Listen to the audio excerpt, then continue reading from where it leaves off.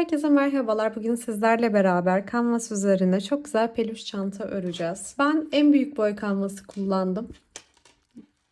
Yeşil renk tercih ettim. İçi şu şekilde astarlı, mıknatıslı klipsleri olan hem kısa hem de uzun askısı bulunan bir çanta öreceğiz. Çantanın yapımı gerçekten çok kolay. Bir veya iki günde bitirebileceğiniz, kendiniz kullanabileceğiniz, kızlarınıza hediye edebileceğiniz veya bir yere giderken hediye götürebileceğiniz veya yapıp satabileceğiniz çok güzel bir model. Hiç kimse örgü olduğuna inanmayacaktır. Hemen yapım aşamasına geçelim. Malzeme olarak şu şekilde büyük boy bir kanvas çanta iskeleti kullanacağım. Ve Molly Lapin bu çok güzel ipin bu sefer yeşil rengini deneyeceğim. Bunun daha önce kahverengisiyle ve tümesiyle de çalıştım. Onlar da gerçekten çok güzel olmuştular. Bunun kodu S53. Tığ olarak da 2,5 milimlik bir tığ kullanacağım. Desenli yapanlarda görüyorsunuzdur işte üst tarafları işaretliyorlar, işte ona göre desen kurmaya çalışıyorlar vesaire. Bizim öyle bir derdimiz olmadığı için biz sadece şu kenardakileri boş bırakarak şuraları dolduracağız. Yani ben şu şekilde sıralar halinde gidip gelmem benim için gayet yeterli. Şu kenarları dediğim gibi bakın şuradaki kenarları da aynı şekilde işlem yapmayacağız buralara. Yani iğneyle de alt üst geçirebilirsiniz ama ben tığla böyle sık iğneler şeklinde ördüğümde daha çok hoşuma gitti. O yüzden öyle devam edeceğim. Şöyle bir tane boşa zincir çekiyorum. Sıkıştırıyorum.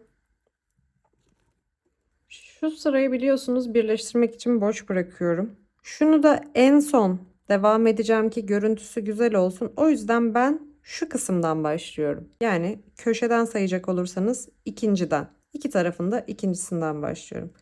Az önce yaptığım tek zinciri bunun içinden geçiriyorum. Bir tane boşluk bırakıyorum bakın. Şu boşluktan değil. Bir sonraki boşluğumdan şöyle ipimi geçirip diğerini de içinden alıyorum. Yine bir tane boşluk bırakıyorum. Ortada bir sonrakinin içinden şöyle alıyorum. Bir iki kez böyle ileri geri yaparsanız eğer bakın hemen tüylerin yönü üste doğru dönüyor. Mesela şu alttaki de size görüntüsü kötü gelebilir. Sadece tüyleri iç tarafta kaldığı için sonra onlar zamanla düzeliyorlar. Bir iki üzerinde elinizi gezdirerek bile çıkartabilirsiniz. Yine bir tane boşluğumu bırakıyorum. İkinciye batıyorum. Alttan aldığımı üste çekiyorum. İpin tek zor tarafı çok tüylü olduğu için gerçekten görüntüyü zorlaştırıyor. Ama onun harici çalışması çok keyifli bir ip. Birkaç farklı çanta modelinde deniyorum şu an. Hepsine çok yakışıyor. Hepsini sizlerle paylaşıyor olacağım. Yine ikinciye batırdım. Yukarıya çektim. Bakın bir tane boşluk bırakıyorum. İkinciye batıyorum. Ve yukarıya çekiyorum.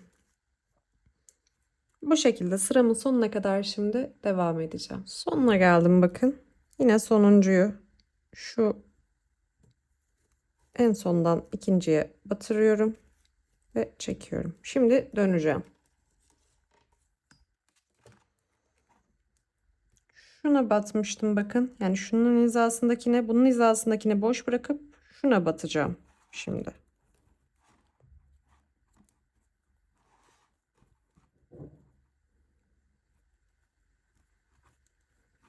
Şöyle çekiyorum. Şimdi bu tarafa dönüyorum. Yani böyle gelmiştim. Bakın böyle gideceğim.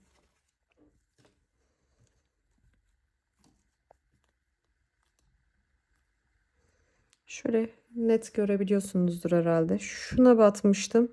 Bunu boş bırakıyorum. Buna batıyorum.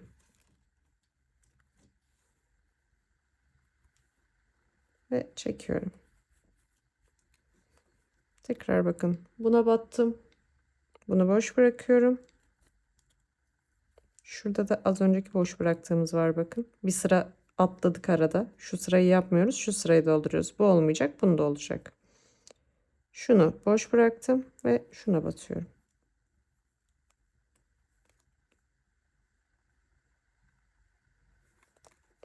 çekiyorum. Bakın dolgusu zaten oluşmaya başladı. Hemen yine boş bıraktım. İkinciye battım. Çektim. Şöyle boş bıraktım. İkinciye battım.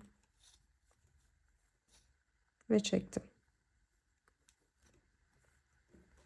Ve yine bu şekilde sıra sonuna kadar devam edeceğim. Sıra sonuna geldiğimde yani şunda olacağım bakın. Şu boş kalacak. Şunda olacağım. Buradan buna atlayıp geri döneceğim. Tekrar sıra sonuna geldiğimde devam edeceğim. Şu kısma kadar falan ilerleyip şuradan itibaren, hatta şundan itibaren bir sıra daha arttırarak, yani sağa doğru bir sıra daha ilerleyerek, bakın çünkü burada genişliyor. O yüzden şu sıralara kadar bu şekilde ilerleyelim. Evet, şimdi arttırma yapacağım yere kadar geldim. Bakın en son şurada bitirdim. Bundan sonra şu sıraya geçtiğimde şu delikten, yani normalde şu sıradan devam ediyordum. Bu tarafa alacağım. Hemen batmam gereken buydu ama ben buna atlayıp şöyle yine ilmeğimi geçiriyorum ve yönümü döndüreceğim. Şuralardaki şu açıklar sizi hiç yanıltmasın. Onları zaten şu kısımlara döneceğiz ya en son. Oralar kapanacak. Şu anda böyle duruyor ön taraftan görüntüm. Arka tarafımda şu şekilde. Yine sıramın sonuna kadar geleceğim. Burada şunu da bitiriyordum bakın. Bunu da bitirmeyeceğim. Bunu da bitireceğim yine. Şu sırayı şu şekilde devam edip en son şundayken tekrar arttırma yapacağım. Yine daha sonra buraya kadar gidip düz devam edeceğim. Sonra da şu kısımlardan eksiltmeler yaparak şuradaki bitiş noktasına kadar geleceğim. Şuradayken tekrar nasıl ilerleyeceğiz ona devam edeceğim. Şu kısma kadar geldim şu anda. Burayı bakın bu taraftan da göstereyim. Şimdi şu yanları örürken de şu ilk sıra benim buraya birleştireceğim sıram olacağı için boş bırakacağım bunu. Şuradan bakın. Şunlar karşılıklı birbirine bağlanacak ve şu ikisini de boş bıraktım. Bunu da orada tamamlayacağım. O yüzden burada da bu uçta da şu ikisinden sonra bu ikiliyi de boş bırakıyorum ve en sonuncuyu bakın şuna batıyorum. Ve çektim. Düzgün durması için sıra sonlarında şöyle bir evcil hayvan tarağıyla şöyle çektirebilirsiniz. Çünkü ister istemez örgü sırasında kimi yerleri içte kalıyor. Ben arka yüzeyini de yapıyorum. Arka tarafta kalanları da çektiriyorum. Hani şey diyeceksiniz büyük ihtimalle, bakın şuradaki görüntüye böyle duruyor diye. Bunlar ipler kaldığı için, ama böyle doğru bir tarak kullanarak bunu güzelce fırçalarsanız hepsi gayet düzenli olacaktır. Bakın dümdüz duruyor zaten. Şimdi burada eğer ki karıştırırım derseniz ipinizi burada koparıp şuradan baştan başlayıp bu şekilde de devam edebilirsiniz. Ben ortadan devam edeceğim. İpimi herhangi bir ek yapmak istemiyorum. Bunu nasıl yapacağız? Bakın bu sıra boş kalacak demiştim hatırlarsanız. Şimdi ben şurada bir tane boşluk bırakıyorum. Şuna batıyorum. Ve şöyle çekiyorum. Bir tane boşluk bıraktım. Şuraya batıyorum. Çekiyorum. Şuna da sığar. Bir tane boşluk bırakıp şuraya batıyorum. Ve çekiyorum. Şöyle geçişi oluşturdum. Şu arayı birleştirirken bu kısımları o zaman halledeceğim. Şimdi artık buradan devam edemeyeceğim için bundan şuna atlıyorum bakın. Hemen çaprazındakine geçeceğim. Şöyle de geçebiliriz. Buna değil. Yani şuna yapamadığım için hemen yanındakine geçiyorum. İçinden geçirdim. Ve ipimi yürüttüm. Hemen bir yanındakine yine kapattım. İki yanındakine daha doğrusu. Bir tane her zaman boşluktu hatırlıyorsanız. Bunu da yaptım. Şöyle bir tane daha geçiriyorum.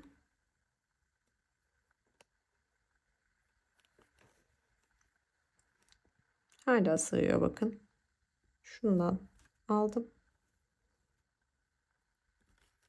Şimdi aralığım iyice daraldığı için buna değil, buna batıyorum. Ve yine geçiriyorum. Hafif yan bir görüntüm oldu bakın. Battım, çektim. Tekrar batıyorum. Birer tane aralık bırakıp aynı sırayı götürüyorum şu an.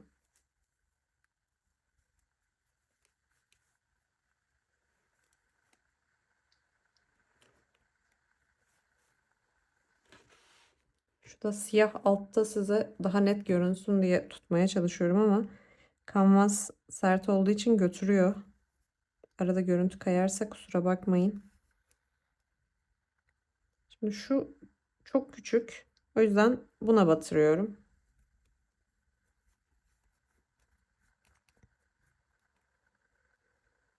Tekrar buna geldim. Battım, çektim.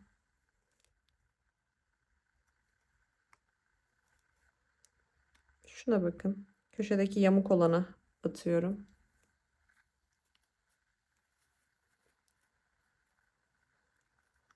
Ve şundan geri dönüyorum. Hemen şuraya da bakın. Şuna geldim. Battım. Çekiyorum.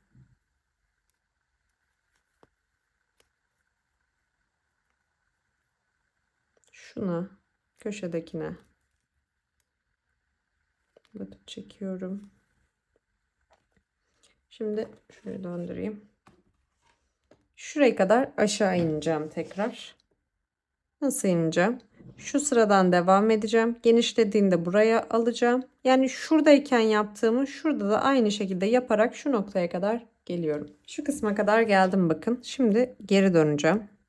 En son şu eklem yerindekinin bir üstündekine battım. Şöyle şunda olduğum için şundan devam edeceğim bakın. Çektim. Şöyle batıp çekiyorum. Hemen iki yanındakine de battım.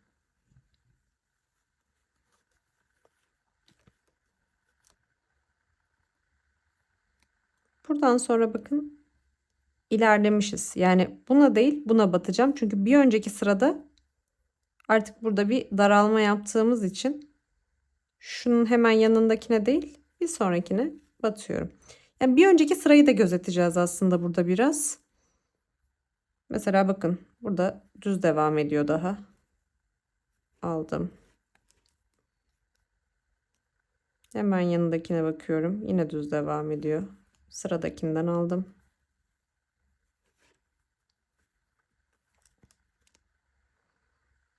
Bunu da aynı şekilde alıyorum.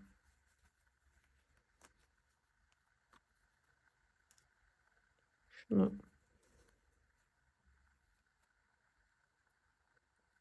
buradan sonra tekrar yine bir daralmaya yaklaşıyor. Göstereceğim hemen yerini. Şimdilik dümdüz devam ediyorum.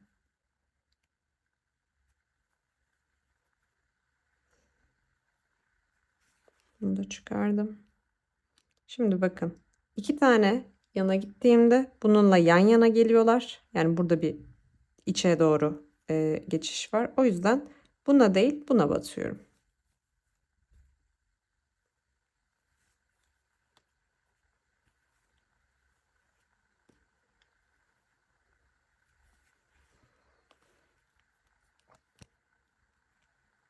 Hemen iki yanındakine, tekrar iki yanındakine,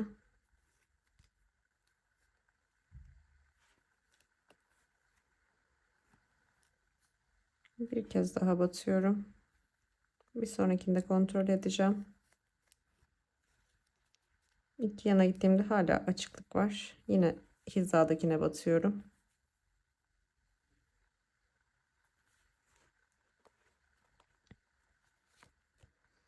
Şimdi iki tane yana battığımda diğerine denk geliyor bakın. O yüzden bir üstündekine batıyorum.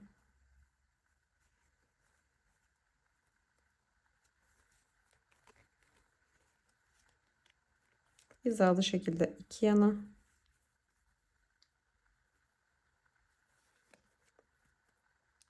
Yine aynı hizadaki iki yana son kez batıyorum. Orası zaten tamamlandı.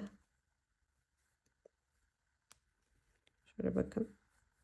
Burası kapandı. Şimdi buradan dönüyorum. Şuradayım bakın. Hemen şöyle kenara battım ve çektim.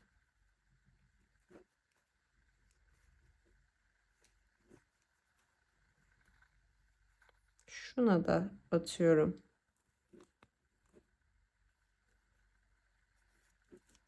Şöyle köşeyi döndüm. Şuradan aşağıya doğru ilerleyeceğim.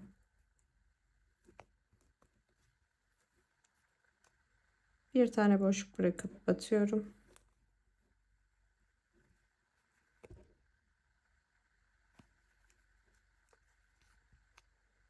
Bir tane boşluk bırakıp batıyorum.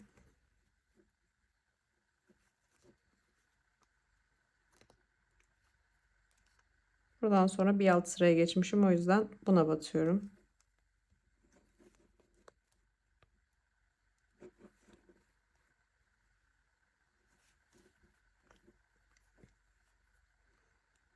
Yine buradan bir tane boşluk bıraktım ve battım.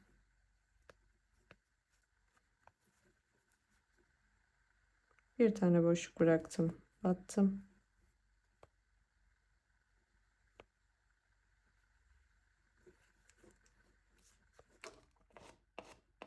Şöyle ortasını birazdan tamamlayacağım.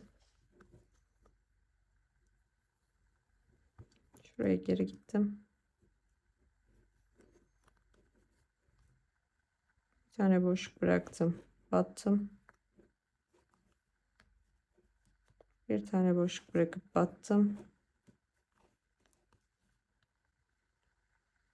Burada tekrar bakın alta geçmişim. O yüzden bir tane boşluk bırakıp buna batacaktım ama ben buna batıyorum.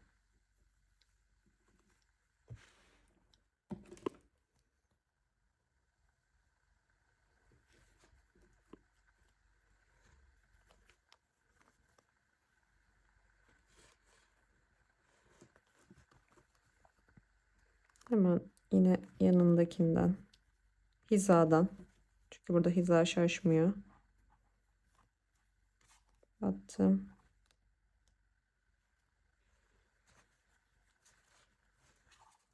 Biraz görerek ilerlemek önemli sadece. Hangi sırada bir alt sıraya geçtiğimizi unutmayacağız.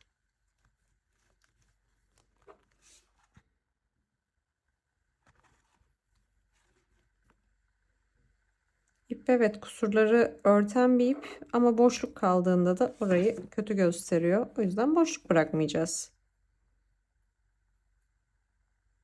Mesela şimdi şu alt sırada olduğu için buna değil buna batıyoruz.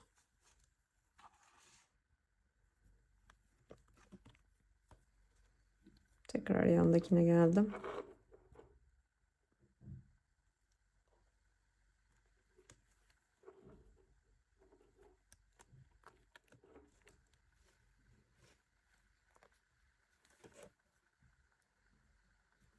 Batıyorum. Başladığım yere geldim mi? Evet geldim. Hemen yanındaki başladığım sıra olduğu için ona da batıyorum. Ve burayı kapattım. Şimdi tekrar yukarıya dönüyorum.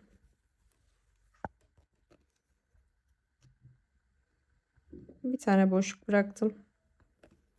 Şuraya battım ve çektim. Bir tane boşluk bırakıp yukarıya doğru batıyorum. Çekiyorum. Bir tane boşluk bıraktım. Çektim.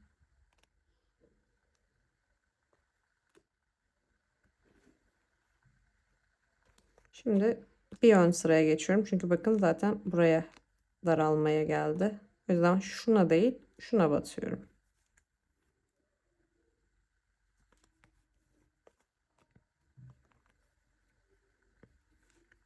İki yanındakinden aldım. Şöyle bakın. Yine iki yanındakinden alıyorum. Aynı hizadan. Bir sonrakini de aynı hiza iki yan.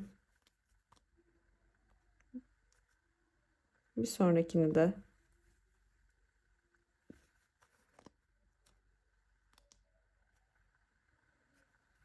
sonuncu kez aynı hizadan alacağım burada. Sonra bir iç sıradan devam edeceğim. Şimdi bundan değil, buna batıyorum.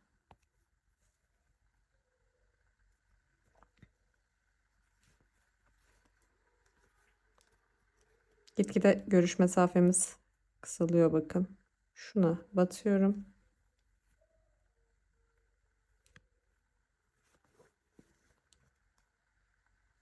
Şöyle iki üst aynı hiza.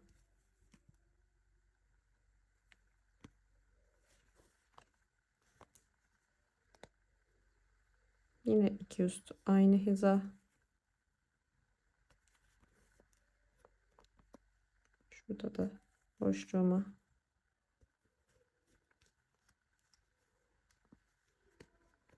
şöyle aralayıp bakın. Daha burada gidilecek yerlerim var. Hemen şuna da battım.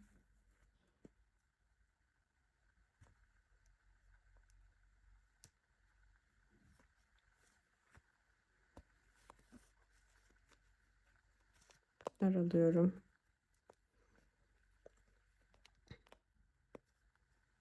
Şurada bakın. Boş ilmeğim. Alttan daha net görebilirsiniz.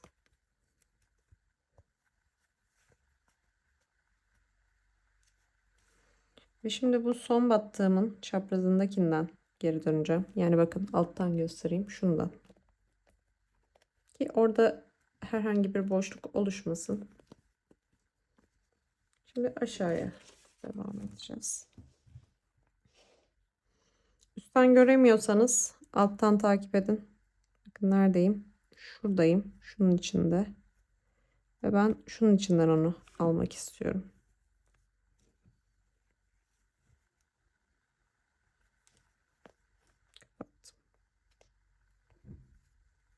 Burada biraz sıkı örüyoruz. Yani sık sık yapıyoruz. Hem yerimiz daraldı. Hem de açıklık olacağına fazlalık olsun. Aşağıya da inmemiz lazım. Nereden iniyoruz? En kolayı şundan iniyoruz.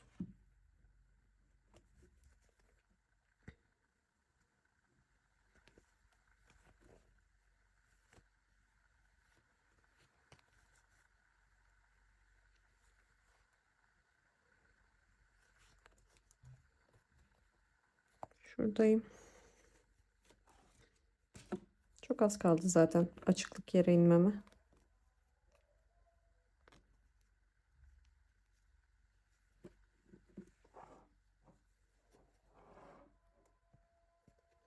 Şöyle alttan aldım. Çekiyorum.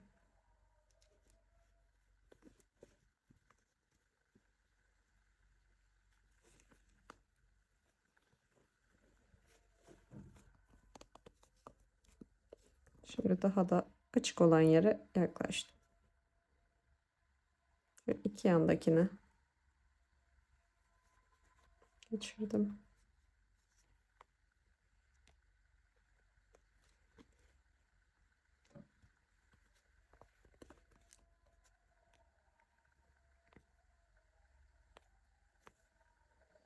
Şimdi artık bakın şu araya üçlü oldular zaten. İyice genişledi. Şöyle bir tarayıp göstereyim. Mümkün olduğunca şöyle boşluksuz bir görüntü elde etmiş olduk burada.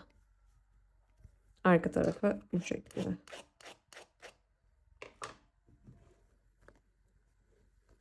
Artık uç kısımla işimiz bitti. Şuradan bir boşluğum daha var. Üçlü. Ona battım ve çektim. Şimdi bakın. Burada sol tarafa doğru ilerliyorum artık. Yani şuna batıyorum. Çekiyorum. Bir boşluk bırakıyorum. Şuna batıyorum. Ve çekiyorum. Bir tane boşluk çektim.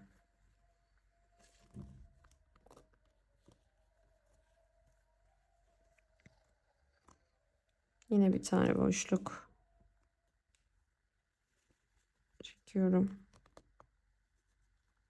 Hep aynı hizadan ilerliyorum bakın. Bu şurada bir alt sıraya geçecek.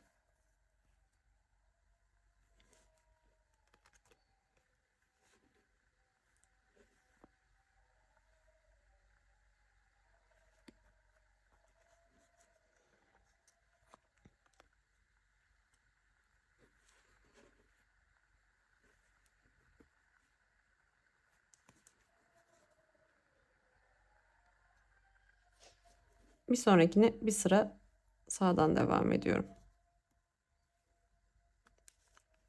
Şimdi aynı hizadan aynı hizadan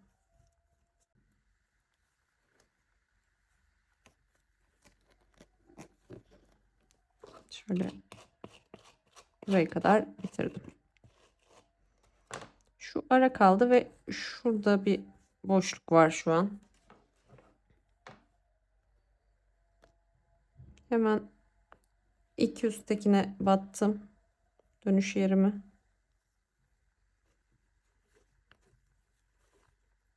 Ve çektim.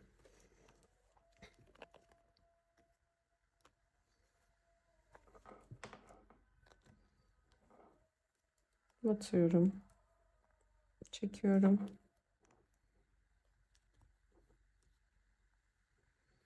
Şuradan battım. Çektim. Tekrar battım. Çektim. Yine görüntü alanımız kısıtlandı.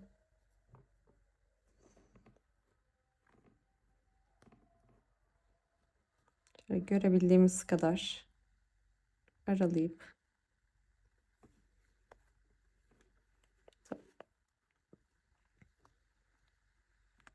aralık daraldığı için böyle ikişer üçer tane atlayarak da yapabilirsiniz. Kapandı mı boşluklarım diye bakacağım. Ona göre ben aşağıya devam edeceğim. Evet, şu an bakın herhangi bir boşluk bariz görünen yok gibi duruyor. O yüzden tekrar en müsait yerim şu ara bakın. Şurada daha parmağımın da girebileceği gibi bir yer var. Oradan geri dönüyorum.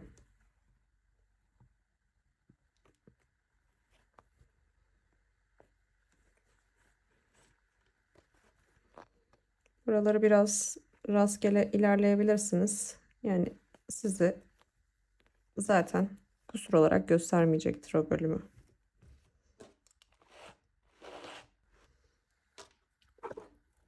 Şimdi karşı tarafa geçeceğim. Aynı işlemi birebir karşıya yapacağım.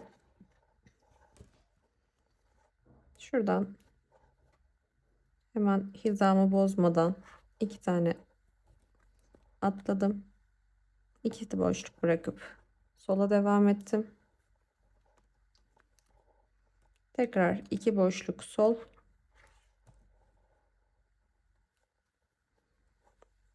Ve şimdi bu sırayı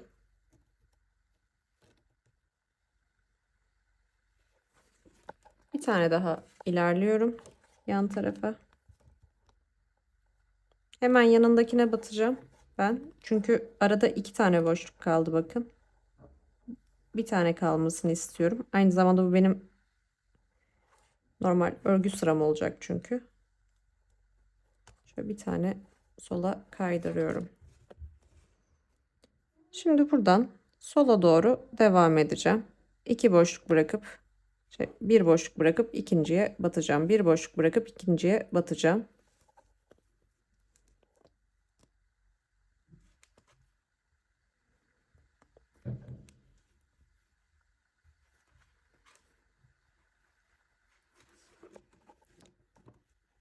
Bu şekilde sıramın sonuna kadar geldikten sonra nerede olacağım? Bakın şuraya gelmiş olacağım. Bu sefer aynen bunu da yaptığım gibi bunu da sonuna kadar gidip tamamlayıp şurada bitireceğim.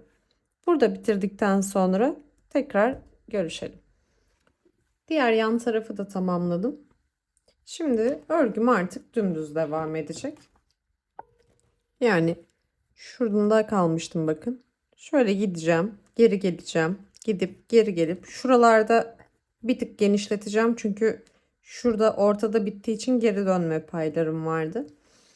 Onları da yaptıktan sonra yine şu kısma geldiğimde şunları aynı bir öncekinde boşluk bırakıp buradan genişletmeler halinde daralma yerlerine geldiğimizde şu kısımlarda daraltarak sonra yine genişleterek yani boşlukların el verdiği şekilde tıpkı şu kısımda yaptığımız gibi burayı da tamamlayacağız. Artık ekstradan herhangi bir şey yapmamıza gerek kalmadı.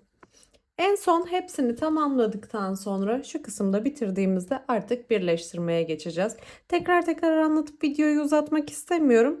O yüzden birleştirme kısmıyla devam edelim. En sonuna kadar geldim arkadaşlar. Bakın burası ön kısmı. Şurası da arka kısım. Şimdi bu aşamada birleştirmelere geçmeden önce ben astarlamamı yapacağım. Kesinlikle tavsiye ederim. Çok daha kolay oluyor. Siyah bir astar kullanacağım ben. Astarımı şöyle bir tık daha geniş kestim. Üzerine yerleştirdim. Siyah nasır iplikle dikmeyi düşündüm. Daha sağlam olsun çünkü şu kanvas belki kesebilir. Emin olamadım. Şöyle astarın uç tarafını kıvırıp kenarından dikmeye başlıyorum. Kanvasa dikeceğim.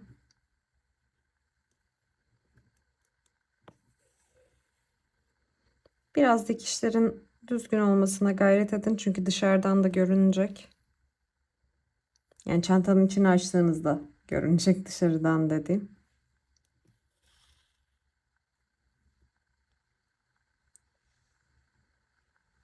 O yüzden yönleri falan düzgün olsun.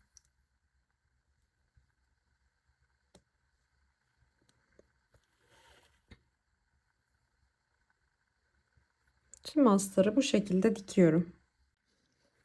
Astarımı diktim. Şimdi birleştirme kısmına geçiyorum. Şu ipimi uygun bir iğneye geçiriyorum.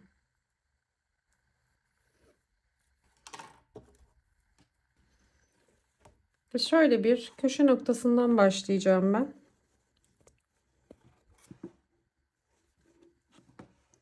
Biraz sadece görmemiz zorlaşıyor ip yoğunluğundan dolayı.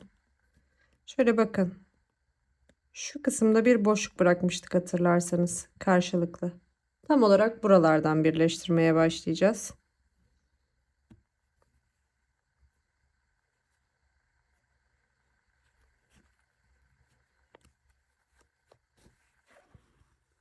İğnemi geçiriyorum. Şurada bir düğüm atacağım. Bir düğüm daha atıp ve karşılıklı bakın. Şurası çekiyorum.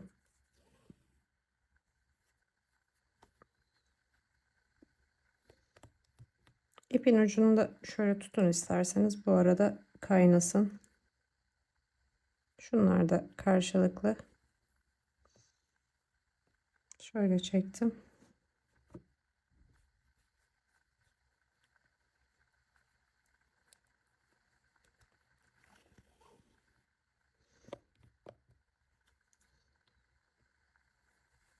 Yine şöyle diğer taraftan. Çektim. Şu hangisinin hangisine karşılık geldiğini kaçırmayın lütfen. Bakın kimilerinden ikişer kez geçiyoruz. Onlar önemli. Şu kıvrım noktaları falan kaçmasın arada.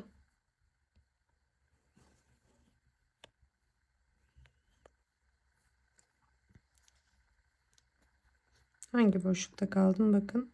Şundayım.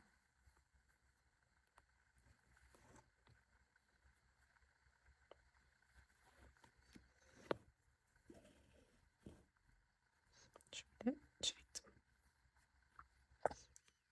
Şunlara takılmayın. Tüylerini kabartıyorduk ya. O zaman hiçbir şey belli olmayacak.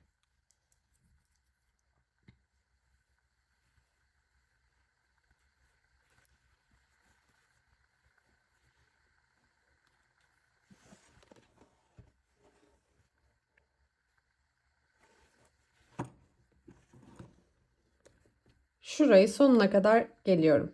Sona kadar geldim. Şurada bakın şu en üstü de döndüm. Yani şöyleydi ya.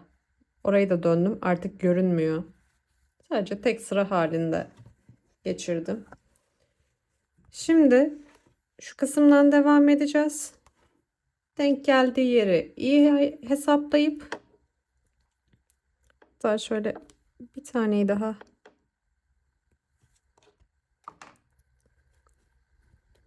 şöyle boşta döndüreyim. Şurası bir sıra daha da olsun. Daha güzel olacak gibi. Şöyle bakın. Denk gelen sıramdan geçirip sadece çekiyorum. Şurada da şu alttan tuttuğumda eşdeğer sıra şuraya denk geliyor. Hemen şundan aldım. Karşısındakinden geçiriyorum. Şöyle bakın kapattım. Şöyle tamamlıyorum. Sona kadar geldim. Şu kısımdayken böyle içinde yedirip düğümümü de attım. Kestim. Bakın tamamen sıfırlandı. Şimdi birebir aynı işlemi diğer tarafa yapacağım. İki tarafa da tamamladım. Şimdi bir şu kısım bir de şu kısım kaldı. Önce kısa olandan başlayalım. Yine ipime iğnemi geçiriyorum. Şu en baştaki boşluğun içinden geçiriyorum. Ve şurada yine iki tane üst üste düğüm atıyorum.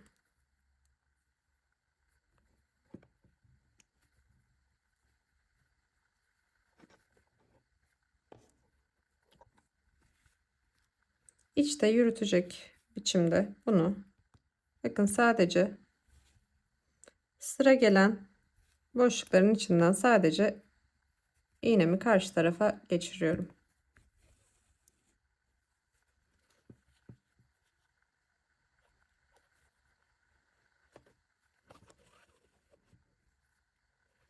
Böylelikle etrafını tamamen dönmüş olacağım.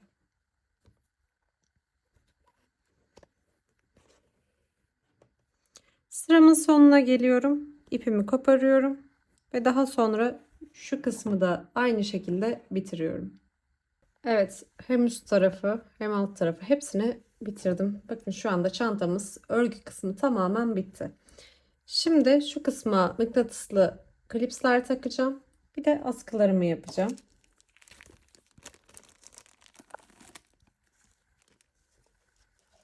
Şu klipsleri kullanacağım. İki tarafına şu şekilde takmak için.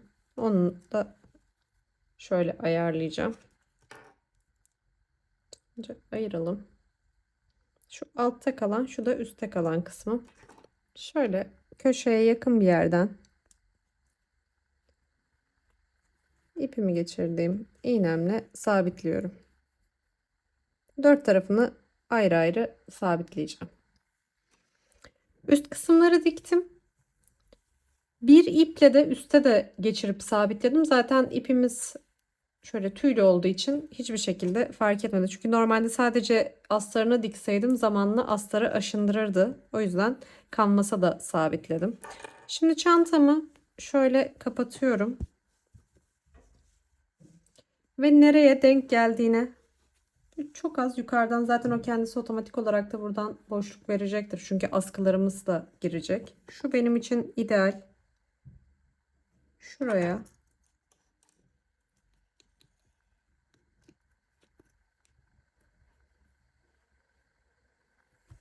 şöyle dikiyorum. Kahverengiyle dikeceğim demiştim ama arka tarafına da çıkacağı için siyah daha iyi olacak diye düşündüm. O yüzden siyahla dikiyorum.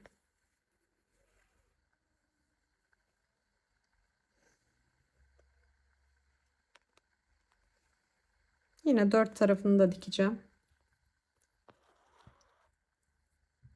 Diğerini de ayrıyetten yine işaretleyin, belki hani şu yanlış dikmişizdir vesaire. Onu da ayrı ayrı hizalayarak dikin. İki tarafı da şu an sabitledim. Şöyle bakın, çıt çıt artık kapanıyorlar. Hemen askılarımı yapacağım. Askı için de yine gold tercih edeceğim. Bir uzun, bir de elden tutmak için askı yapmak istiyorum ben. Bakalım uzunluklarına.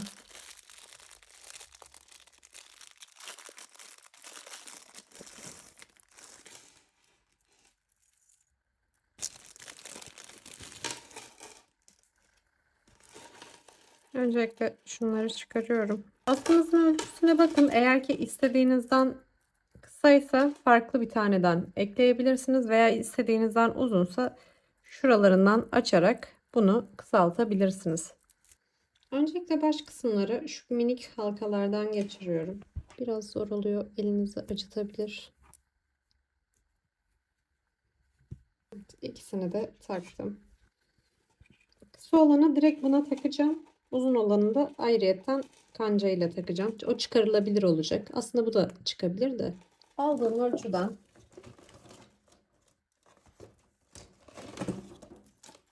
şöyle pensler yardımıyla açıyorum. Şu aşamada çok fazla çizilebiliyorlar. Biraz dikkatli olmanızı öneririm. Şöyle nazikçe açtım.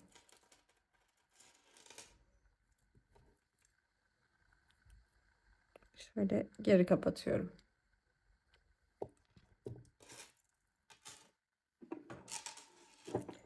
İstediğim ölçüyü ayarladım. Tığ yardımıyla şimdi üzerine sık iğne öreceğim. Şöyle baştan bir 3 taneyi, hatta 4 taneyi boş bıraktım. Şöyle ilmek alıyorum. Ve sabitlemeye başlıyorum.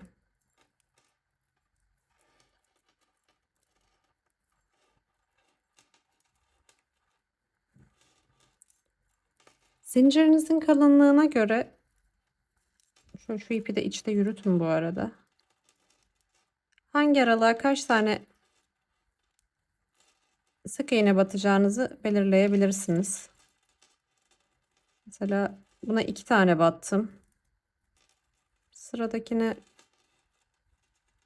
bir tane batıyorum. Yeterli gibi. Bir 2 bir 1 olarak devam edeceğim ben. Şimdi buna yine 2 tane batıyorum.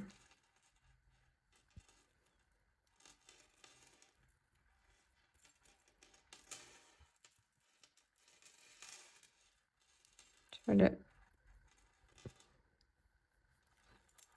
2 oldu. Sırada gelenin içine battım.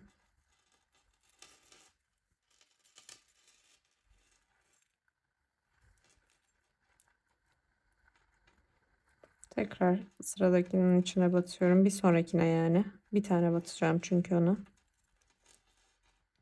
Hemen aynısının içine ikinciyi batıyorum. Bu şekilde bir tanenin içine 2, bir tanenin içine tek yaparak sıranın sonuna kadar geliyorum. Ve lütfen dikkat edin, zinciriniz dönmesin. Yani şu görüntü bozulmasın, şu şekli almasın. Sonuna kadar böyle gelin. Sonuna geldim. En son sık iğnemi de yaptım. Hemen burada 2 tane boşa zincir çekiyorum. İpimi kesip çekiyorum. Bu ipi de tekrar şöyle içe yediriyorum. Hemen takıyorum. Burada isterseniz daha rahat olsun, isterseniz büyük kanca da kullanabilirsiniz ama ben böyle küçük olsun ve çok dikkat çekmesin istedim.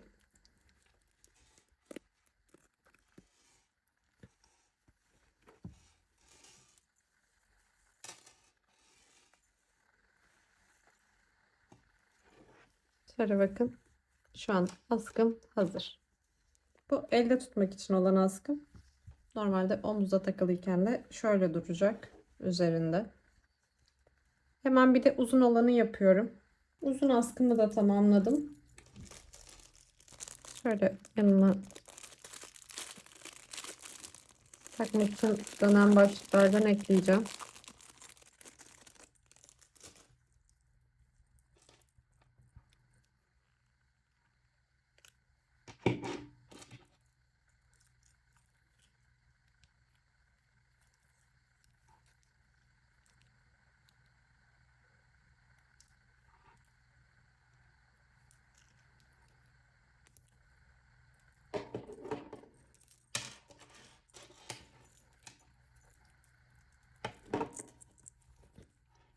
Şöyle kancama geçiriyorum bunları da.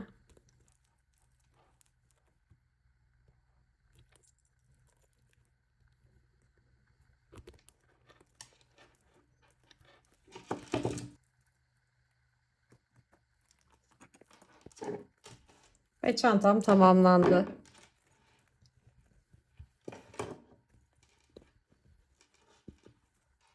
Şöyle içinin görüntüsü şu an bu şekilde. Şöyle bir kısa askısı, bir tane de uzun askısı var. Umarım beğenmişsinizdir. Videomu buraya kadar izlediyseniz eğer lütfen beğenmeyi, aklınıza takılanları veya beğendiğiniz, beğenmediğiniz her şeyi yorumlara yazmayı. Ayrıca kanalıma da abone olursanız çok mutlu olurum. Başka videolarda görüşmek üzere.